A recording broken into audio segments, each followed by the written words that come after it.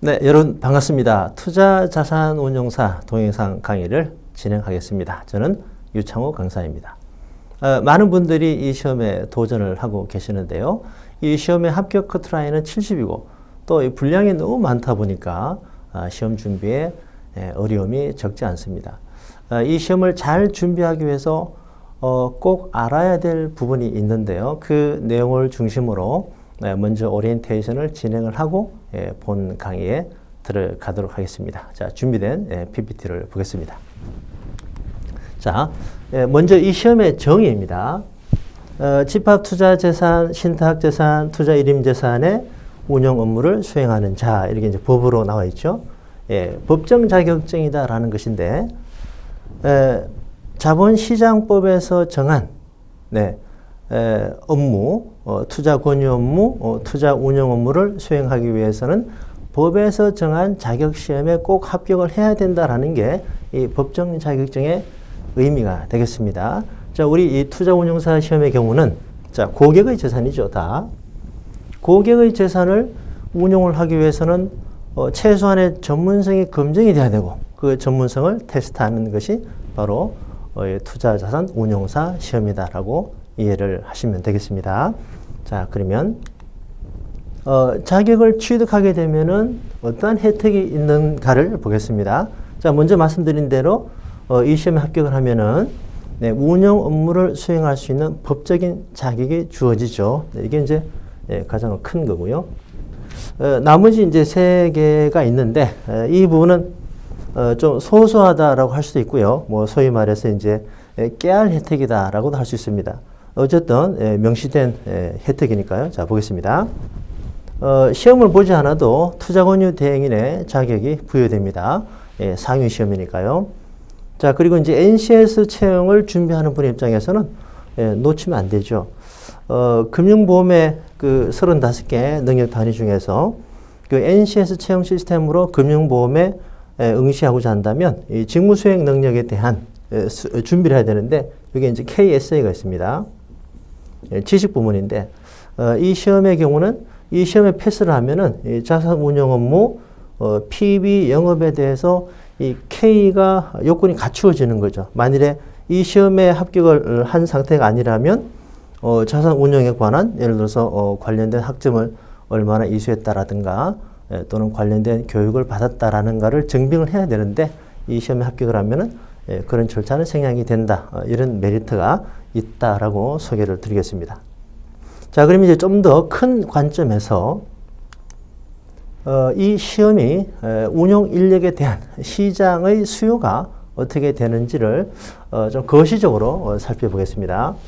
자, 먼저 결론적으로 말씀드리면 여러분도 잘 아시겠지만 이 시험에 합격을 했다고 해서 바로 내가 펀드 매니저가 되는 건 아니죠. 그렇지만 이 펀드 매니저가 되고자 할 때 이 시장의 진입 장벽이 과거에 비해서 매우 낮아지고 있다.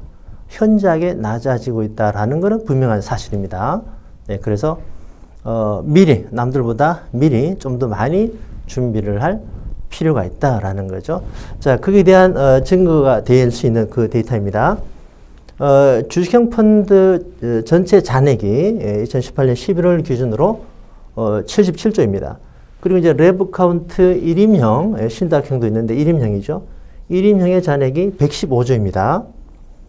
이게 역전이 됐죠. 이제 정확한 연도는 기억이 안 나는데 4, 5년 된 것으로 알고 있습니다. 자, 이게 이제 뭘 의미하냐 하면은 주식형 펀드는 그 소수의 운용력이 대규모 자금을 관리하는 그런 형태이고요. 여기는 고객이 일임한 건데 고객별로 이 맞춤형 운용을 하는 거거든요. 그래서 여기는 훨씬 더 많은 운용 인력이 필요합니다. 그래서 여기의 경우는 이제 자산운용 회사가 펀드 매니저 운용력의 수가 한 5명, 많아봐야 10명입니다. 그러나 이제 레브 카운트 1임형이 많이 계좌가 이제 증가되면서부터는 대형 증권사의 경우는 작게는 500명, 많게는 1000명까지도 운용 인력에 대한 수요가 있다고 하죠. 그렇기 때문에 이런 맞춤형 운용 시대의 트렌드가 계속해서 이어질 수 있다는 거죠. 저금리가 워낙 심해지니까요. 자, 그래서 이런 면에서 운용 인력에 대한 수요는 전반적으로 증가되고 있다. 이렇게 우리가 이해할 수 있고요. 자, 또 재밌는 것은 말이죠. 요즘 이제 그 부동산 관련 업에 종사하시는 분들이 이 시험을 보는 분들이 증가하고 있는 것 같아요. 지금 이제 이 부동산 펀드 잔액인데요. 보시면은 계속 증가하고 있고, 2014년 기준에 이제 29조 했는데, 제가 이제 업데이트 해봤습니다. 자, 2018년 9월 기준으로 67조, 부동산 펀드가. 그리고 이제, 리츠입니다. 리츠가 35조예요. 많이 증가하고 있죠. 최근에 그 리츠 공모 펀드가 나오면요. 나오자마자 완판이 된다고 해요. 홈쇼핑도 아닌데. 거의 완판이 된다고 합니다. 이제 왜 그러냐 하니까, 부동산에 대한 그 리츠의 2017년 배당률이 7에서 8%라고 해요. 이 정도 수익을 내기 위해서는요, 예를 들어서 이제 해외로 투자한다면 러시아 국채, 뭐 인도 국채, 인도네시아 국채 이런 데가 7% 정도 돼요. 그리고 브라질의 경우는 이제 10%를 상회하는데 그런 나라들이 좀 정세가 불안하고 또 환율 변동 위험도 있기 때문에 그렇게 선호되는 대상은 아니죠. 그런 걸 비교한다면 국내에서, 그죠? 국내에서 부동산 펀드에 투자해서 이 정도 수익이 나오니까 돈이, 그죠? 이렇게 갈 수밖에 없는 거죠. 예, 그런 면에서 부동산 간접 투자도 증가되고 여기에 대한 자산의 운용을 하기 위해서도 이 시험에 합격을 해야 됩니다. 이 시험에 합격을 하고 이제 추가적인 교육이 있죠. 네, 그래서 역시 장기적으로 좀 큰 관점에서 봤을 때 운용 전문 인력에 대한 수요는 과거에 비해서는 증가되고 있다. 이렇게 결론을 내릴 수 있겠습니다. 자, 그럼 이제 시험에 관련된 컨텐츠에 대해서 한번 보겠습니다. 자, 먼저 합격률입니다. 2017년 기준으로 자, 정확한 데이터입니다. 합격률을 보면은 좀 재밌는 사실이 나오는데요. 자, 먼저 하나씩 보겠습니다. 자, 우리가 지금 준비하고자 하는 줄여서 투운사 시험을 하겠습니다. 투운사 시험은 29.9%, 30% 내외이고 펀드 자문인이 47.8, 네, 꽤 높습니다. 파생 자문인이 37.3, 파생 상품이 아무래도 좀 어려운 거를 고려한다면 꽤 높은 거예요. 40%에 가까우니까요. 자, 그리고 이제 나머지 그 아래 부분을 보면은 어때요? 자산관리사, 이제 은행 FP죠.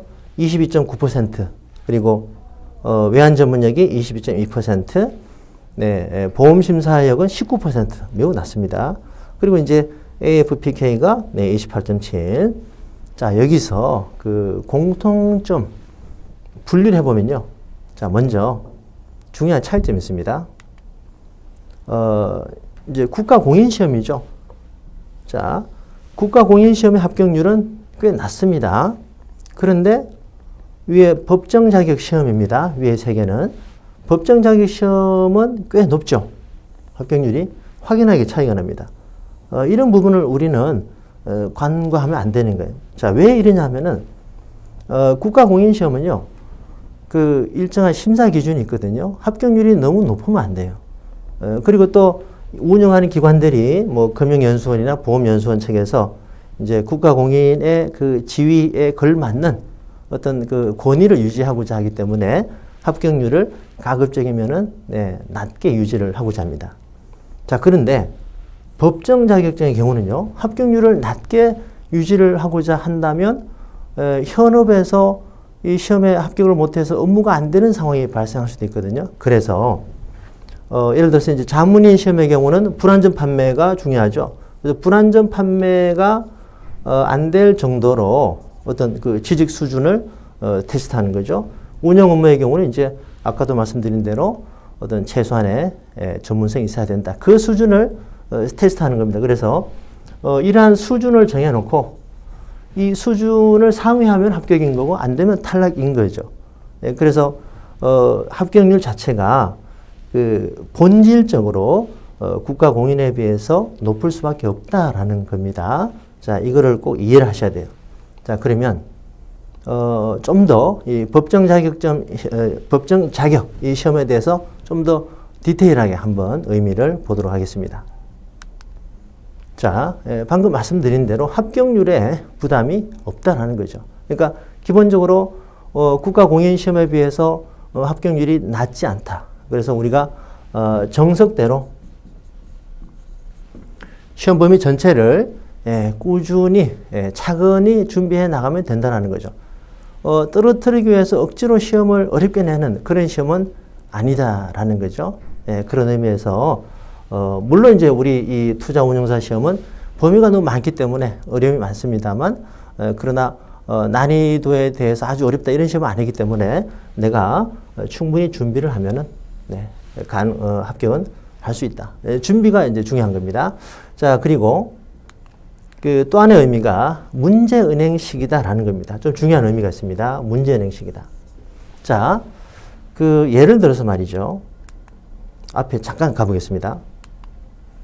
이 개인보험심사역, 보험연수원에서 주관하는 이 시험의 이제 합격률이 19.0%잖아요. 자, 이 시험의 경우는 제가 이제 이거를 강의하고 있는데요.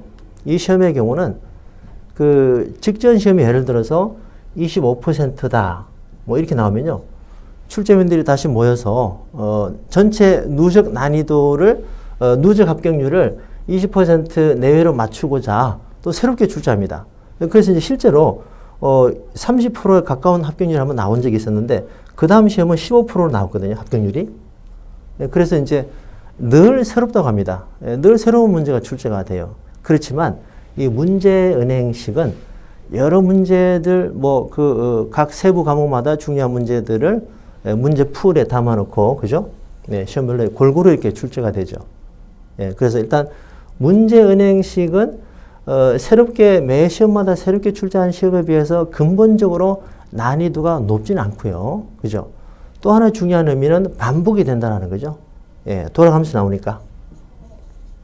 반복이 된다는 겁니다. 그래서 우리 그 투운사 시험에 준비하는 핵심, 킬 컨텐츠라고 할 수 있겠습니다. 어떤 문제들이 기존에 나왔느냐라는 겁니다. 이걸 이제 많이 파악할수록 유리한 거죠. 그런데 일단 뭐 기출문제가 공개되는 시험이 아니니까 좀 비공식적으로, 간접적으로 파악할 수밖에 없는데, 자, 이제 이런 부분에서 제가 저도 이제 오랜 이 강사 생활하면서 특히 이제 투운사 시험에 대해서는 개인적으로 시험 본분들의 도움을 받아서 몇 회 분량의 기출 문제를 제가 파악을 했습니다. 그래서 인강에 제가 소개를 해 드리고자 하는데, 자, 예를 들어서 이렇습니다. 자, 요거는 이제 그 18년 6월 시험에 나왔던 문제입니다. 실업률 문제죠. 이렇게 해서 실업률이 얼마냐? 요거는 이제 그 해설을 보면은 답이 25%이고요. 진짜 실업률이 25%이면 난리가 납니다. 폭동이 나요. 자, 이 실업률의 포인트는 이제 계산의 포인트는 분모에 경제활동 인구가 들어가느냐 아니면 생산활동 가능 인구가 들어가느냐 이겁니다. 그 답이 달라지게 되죠. 자, 여기 이제 그 제가 시험 봤을 때도 나왔었거든요. 한참 전인데도. 그래서 이제 문제은행식이 맞구나 이렇게 확실히 추정이 됩니다. 자, 그리고 재밌는 거는 하나 더 보여드리겠습니다. 자, 경제활동 참가율은 어떻게 계산이 되죠? 생산활동 가능 인구 500분의 400, 그죠? 80인데 이게 이제 그 18년 11월 시험에 바로 직전 시험에 나왔었거든요. 기본서를 보면은 이제 경제활동 참가율 공식이 적혀 있고 그 밑에 실업률 이렇게 공식이 적혀 있습니다. 이제 숫자 예시는 주어지지 않고요. 이제 이렇게 나올 수 있다라는 거죠. 이 문제는 거시경제의 네 문제 중에 하나입니다. 그래서 기출에서 어떤 문제가 나왔느냐를 많이 파악하고 있는 것이 매우 중요한데 그런 부분은 이제 여러분이 하기에는 한계가 있는 거니까요. 제가 가급적이면은